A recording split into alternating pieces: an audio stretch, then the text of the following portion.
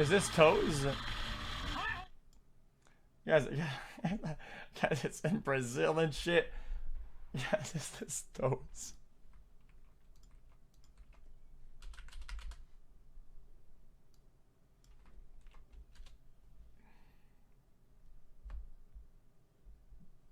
Outward food. It's a classic.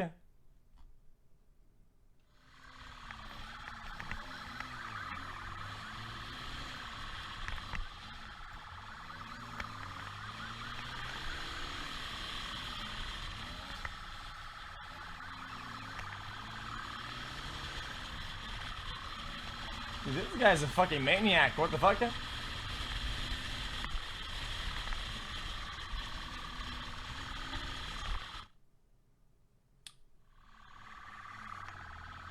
No way, dude. Wait, that was fucking wicked.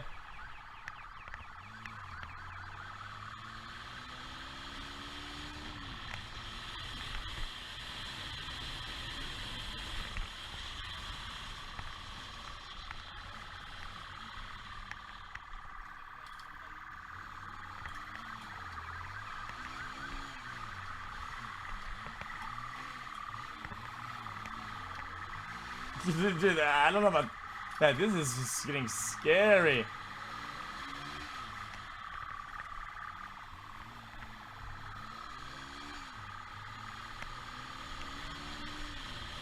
Guys, toes where?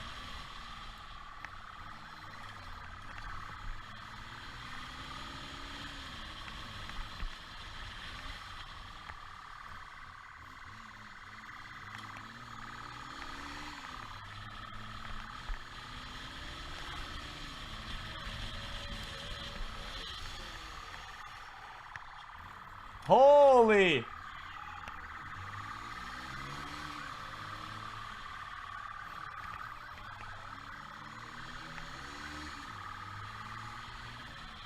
Comms?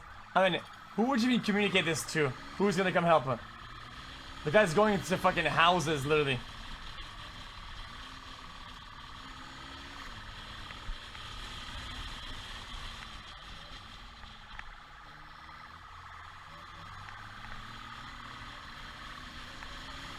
This chat's so dumb.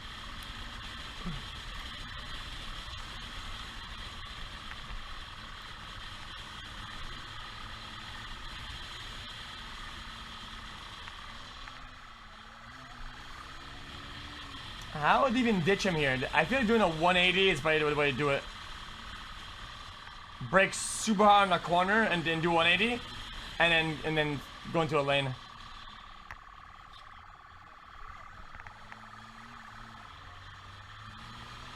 Bike swap.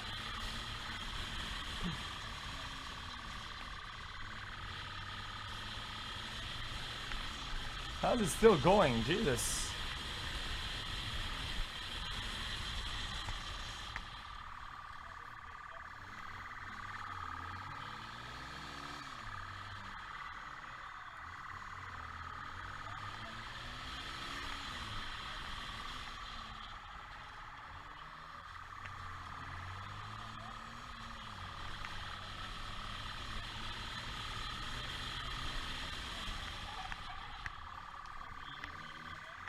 Uh-oh. Wait, these roads are fucking scuffed. What the fuck is that, dude?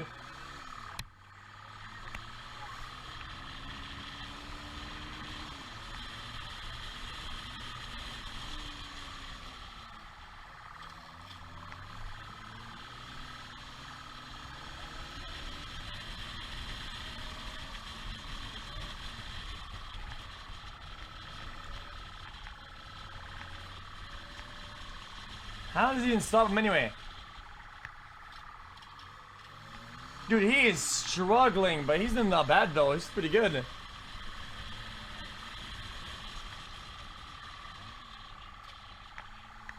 Oh shit. Oh, dude, he cracked his ass on that bump. Jesus. Holy shit, dude. Did you not see that? Have you ever watched Boys Alone social experiment documentary? Oh shit!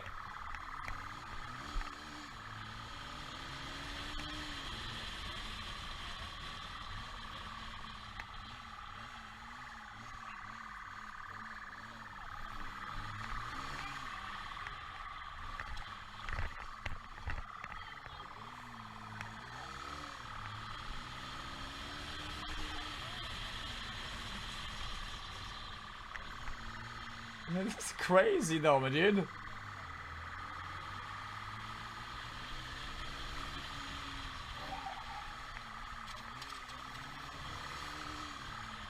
I shouldn't just wait for him to slow down at a corner and just jump out of your bike and just fucking pull him by the shirt and just pull him down or some shit. This is the only way to do it.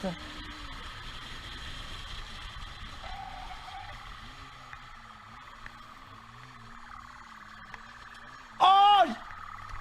Oh shit! This guy, dude! How the fuck?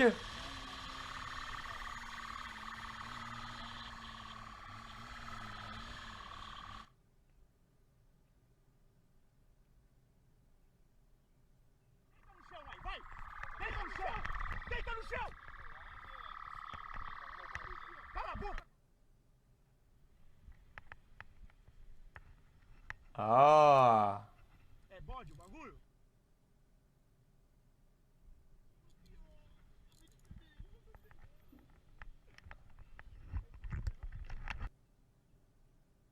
Ah.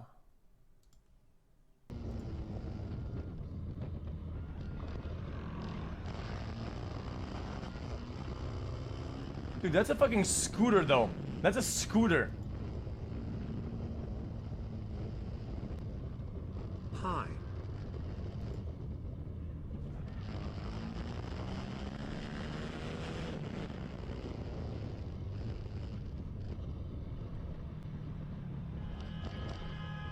My god, what the fuck?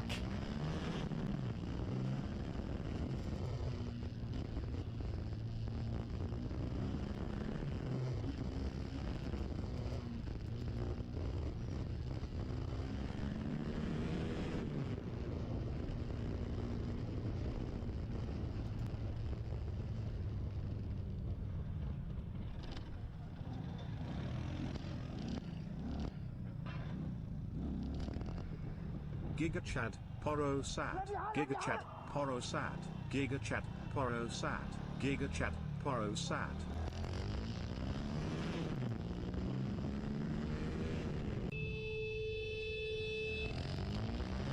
Could've just got the bag and got his like, his ID and the loot.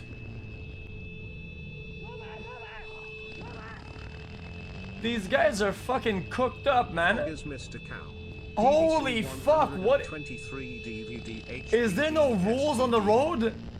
Where the fuck are the lights?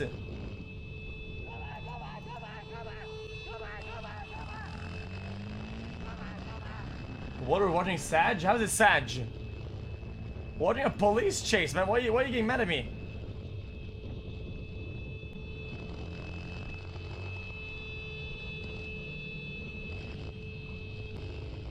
Forcing?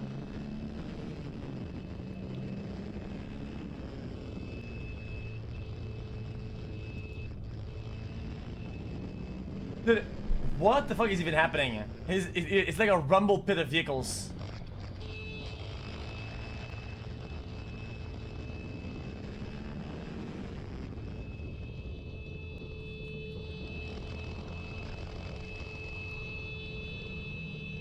Oh, can't come as the line, his head popped.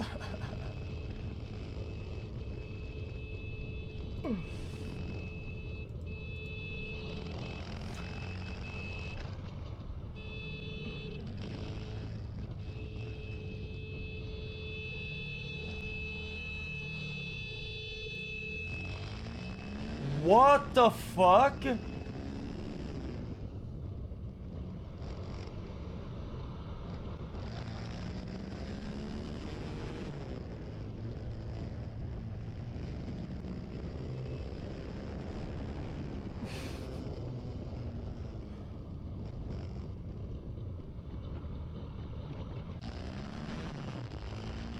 Still faster than the traffic in LA Omega Lal. How do you know what to do? And on the road. Like, look at this shit. Everything is so tight and busted.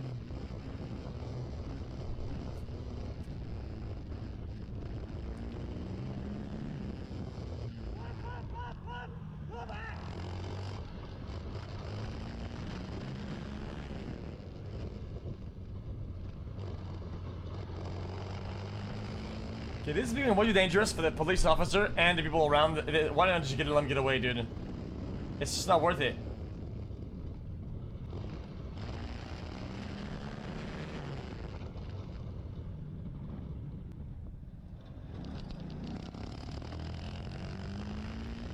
How is that question mark? It's a very common thing to let bikers get away, literally.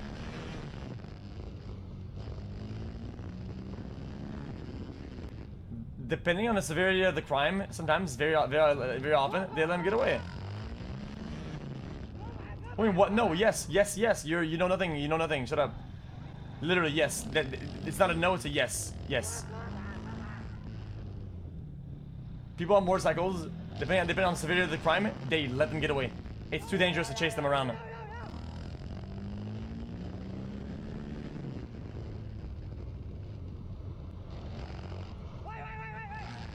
Why, you're gonna put everybody in danger, your own life, multiple lives, other civilians, other people that are just on the road, just to give somebody a fucking ticket or some shit? For a ticket. You've lost your mind. Just take the biker's crime was stealing some take the plate, yoink his shit.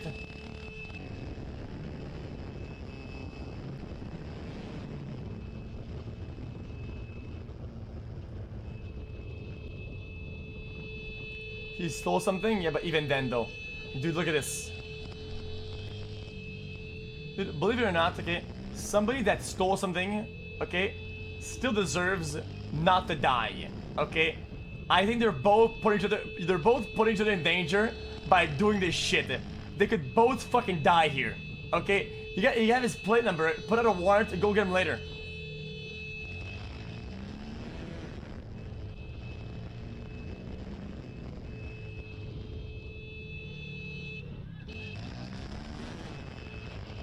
American Andy take. I mean, dude.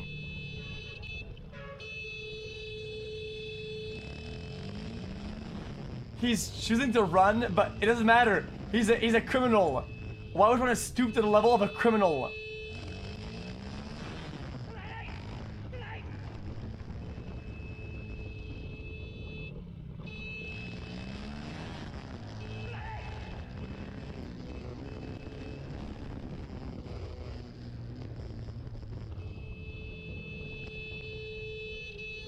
It's not a bad take. How's that bootlicker? Did that be criminal liquor? What are you talking about?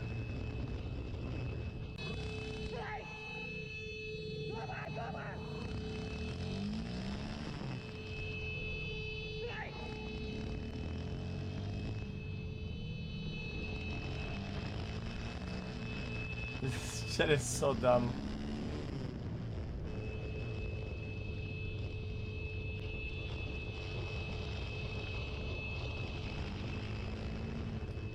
It's not because they did a crime that you want them or you to die, okay? That's like a baseline.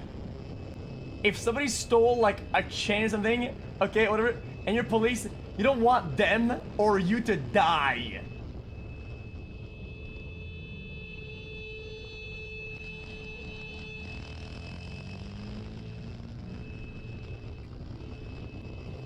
Oh, this fucking Chad, dude. Man, he's trying to do his M+ boost. If he gets caught, he'll lose rep fail fish.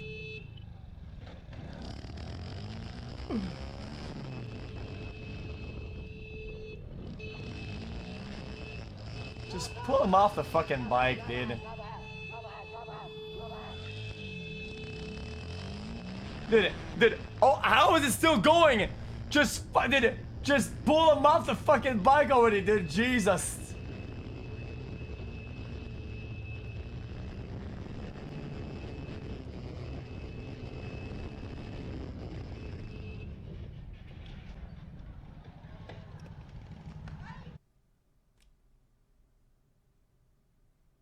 Huh? So much. Certainly brazen. They were heavy-handed for sure, but in a surprisingly calculated way. Yes, there was a smash, and definitely a grab, but behind the scenes there was so much more going on. The sheer effort these gangbangers put into planning their ram raid spree may look like they had a touch of genius about them, And they did make off with almost $1 million worth of watches, gold, and jewels. But how did it work out for them in the end? Well, here's a hint. When the pants you're wearing get stuck on a fence during your getaway and end up on a forensic examination table, it's not going to be a good day. Oh And my if your wallet, god. phone, and gun are with them, well, yeah, much more so. The mob reporter here breaking down the inside details behind a pair of shocking high-value jewel heists that look like scenes from a movie. But the script for this thriller soon becomes a comedy. Let me tell you about it. The group at issue is the Chester Lee Crew, This an actually active looks gang really like a named good for the video. street Really and like- housing project where members first met in the Scarborough region of Toronto, Canada's largest city. The crew mapped out their jobs in remarkable detail. Let's break it down. Once they choose a target in a strip mall, they arrive out front early in the morning in several cars. Here they are outside their target in Brampton, Ontario at 8:18 a.m., parking in 2 spots right in front of the store. They're there to reserve these spaces for later that day, when the plaza will be busy. Now please note the jewelry store's security cameras are an hour out of sync. Someone forgot to spring forward for daylight savings time. At 11:24 a.m., they move the Range Rover out from one of the spaces, making room for a stolen van, a white Dodge Durango, which is carefully backed into place. We'll see in a moment what's inside the Durango. At 11:30 a.m., a guy covering his face is dropped off at the second car. He moves that out of the second parking space, making way for a stolen red and white tow truck with a sturdy wheel lift bar sticking out back.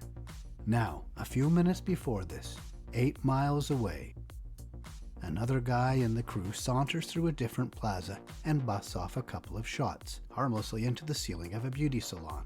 Rattled witnesses, of course, call police. This is meant as a distraction. Back at the jewelry store, the crew are waiting for police patrols to respond to the salon to buy them time and a little more space. It's now 11:37 a.m. Inside the store, the poor clerk is pretty oblivious to what's at play and what's about to happen, scratching his head and staring into space. Another day in retail. But outside, after waiting a few minutes for the distraction to do its job, it's time to move. The tow truck pulls forward to give it some runway, and then floors it in reverse, flying straight back, punching through the glass and metal frame storefront. Here's what it looks like from the inside. That poor clerk. He certainly got a jolt, but thankfully no injuries. He wisely just got out of the way. Once the tow truck extracts itself, it drives away, and at 11:38, almost on the dot, 4 bandits squeeze out of the Dodge Durango, climb over the rubble, and scurry into the store. They know what they're there to do. There's no fuss, just a bit of struggle to break the display cases. They had problems with that at a previous heist, where they even shot at the cases, but they didn't shatter, and they had to use the butt of their guns to break them. This time they come prepared with hammers. They grab all they can and stuff it into bags. Buddy at the back here needs a hammer for the cases there. Nice catch. We can't see what he's grabbing. He's either just taking his time or found something really worth working for. Outside, people are gathering, attracted by the loud crash and sound of breaking glass. But they quickly suss out it's a heist and move away. Notice the van's front driver's side door has never opened, so a getaway Wait, somebody gets shot?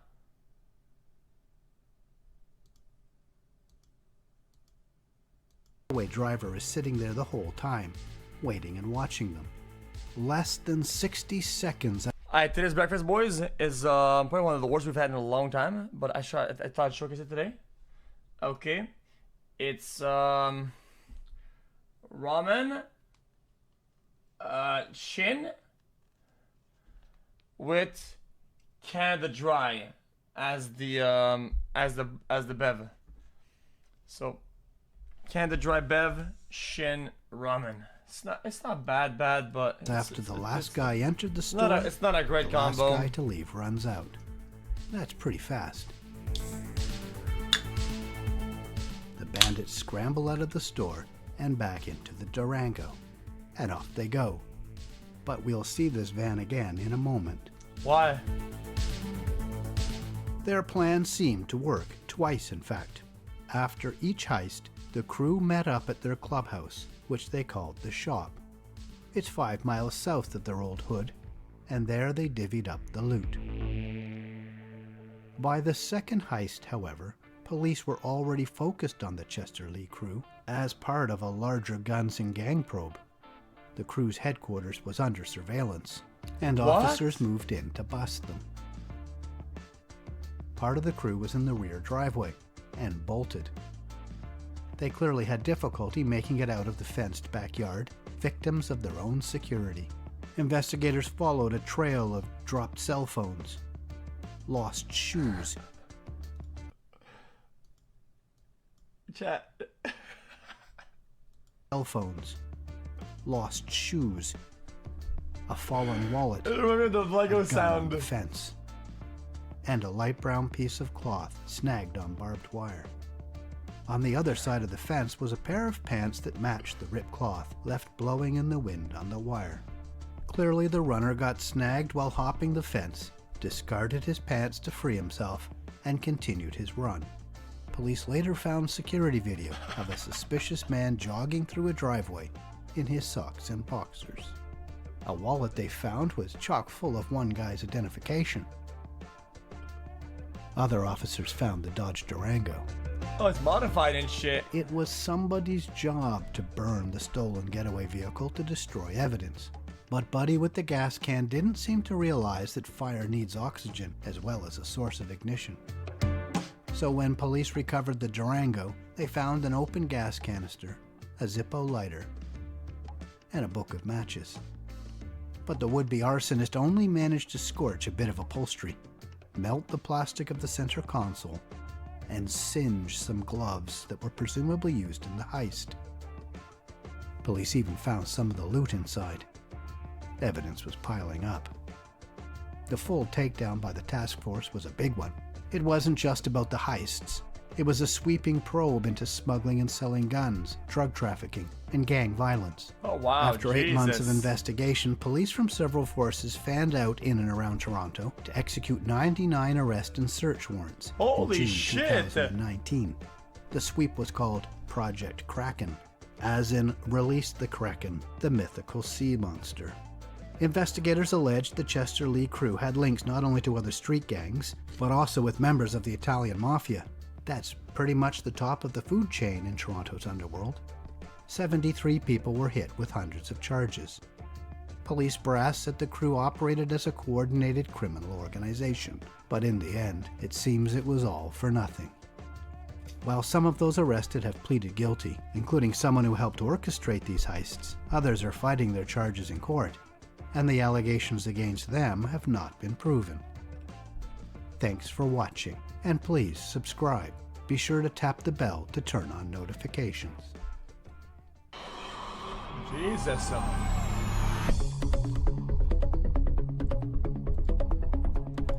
That was actually a good. I enjoyed that. That was a good video. That I think it's crazy to see in it's still our modern days, you know, that these guys weren't dumb in the end. Yeah, they didn't finish it dumb, right? They were out, right? Technically, if they played safe and smart, they were out all times they did it. 3 times. Literally. They had it. That's unlucky.